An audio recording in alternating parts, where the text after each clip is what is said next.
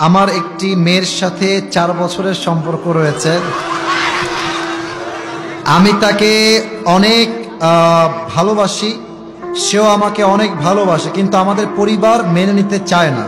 এমন অবস্থায় আমি কি করব? পালিয়ে বিয়ে করা যাবে কি? জোশ দেখেছেন, বিয়ে সে করেই ছাড়বে। আমি আমার বাবা এবং মাদেরকে বলবো, যে যাকে পছন্দ করে নিজ দায়িত্বে মিলিয়ে দেন, বাধা হওয়ার চেষ্টা করবেন।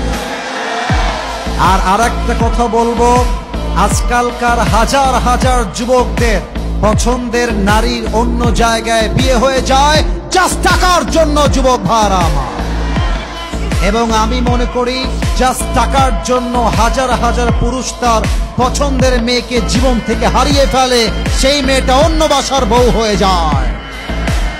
তা আমি বলবো যে বাবু, আব্বা আম্মাকে একটু বোঝাবার চেষ্টা করো। বোঝাবা কেমনে? Let me give you some example on this matter. কিছু উদাহরণ দেওয়ার চেষ্টা করি। তোমার বাবা তোমার ঘরে আছে, অথবা তুমি খেতে বসেছো বাবার সঙ্গে মায়ের সঙ্গে, একটা ওয়াজ বাজায় দিবা মিজানুর রহমান আজহারি হুজুরের ওয়াজ, অথবা আমার একটা ওয়াজ বাজায় দিবা অল্প বয়সে বিয়ে করলে লাভ কি কি আছে। ওয়াজটা বাজাই দিয়ে সোজা ওয়াশরুমে চলে যাবা।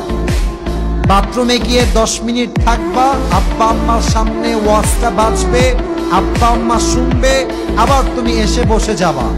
আব্বা আম্মা যদি বুদ্ধিমান হয়ে থাকে, বুঝে যাবে আমার ছেলের চরিত্র রক্ষার জন্য বিয়ে ছাড়া সেকেন্ড কোন অপশন আমার কাছে নাই।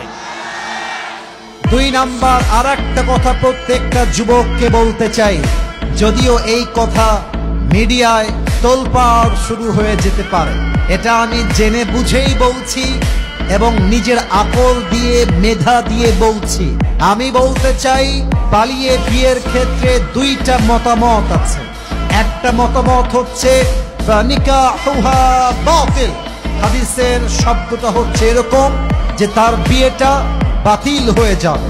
তবে হানাফি মাযহাবের মত অনুযায়ী পালিয়ে বিয়ে করলে বিয়েটা জায়েজ হবে। 2টা মতামত এই ক্ষেত্রে আছে।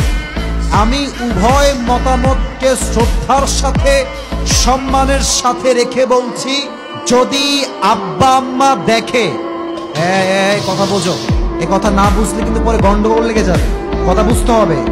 যদি আব্বা আম্মা দেখে যে আমার ছেলেকে বিয়ে না দেওয়ার জন্য, আমার মেয়েকে বিয়ে না দেওয়ার জন্য আমার ছেলে জিনায় জড়াচ্ছে, আমার ছেলে অবৈধ হারাম সম্পর্কে জড়াচ্ছে, in spite of knowing all these things, এই সব কিছু জেনেও যদি আব্বা আম্মা বিয়ের উদ্যোগ না নেয়, এলাকার আলেমকে ধরে এনে পছন্দের মেয়েকে 3 কবুল করে বিয়ে করে ফেলবা।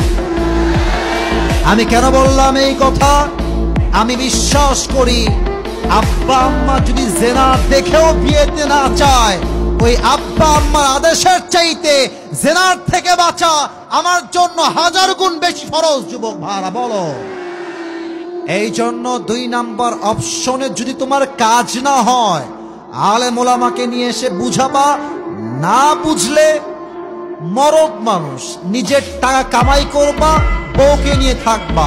আব্বা আম্মা মানবে না মানে অবশ্যই মানতে বাধ্য হবে। যুবক ভাইরা বলো। আর 3 নাম্বার কথা আমি আমার মাকে বলবো, আমি আমার মুরব্বীদেরকে বলবো, আমি পালিয়ে বিয়ের পক্ষে না। আমি আবারও বলছি, আমি সেই পক্ষে যেই পক্ষে আব্বা আম্মার দোয়া নিয়ে বিয়ে হয়, আমি সেই পক্ষে। আমি চাই প্রত্যেকটা যুবক আব্বা আম্মার বিয়ে নিয়ে দোয়া করুক। আমি আমার আব্বাকে বলবো, পায়ে হাত রেখে, মাকে বলবো 2টা হাত জোর করে, আপনি যদি আপনার ছেলেকে বিয়ে না দেন বুঝে শুনে, আর আপনার ছেলে বিয়ে না দেওয়ার জন্য যদি জেনায় জড়িয়ে যায়, কিয়ামতের দিন প্রত্যেকটা আমলের দায়ভার আপনাকে বহন করতে হবে আব্বাজান এবং আম্মাজান। আল্লাহ আমার আব্বা আম্মাকে বোঝার তৌফিক দান করুক। সকলের আব্বা আম্মাকে আল্লাহ হেদায়েত দান করুক। পড়েন সবাই আমিন।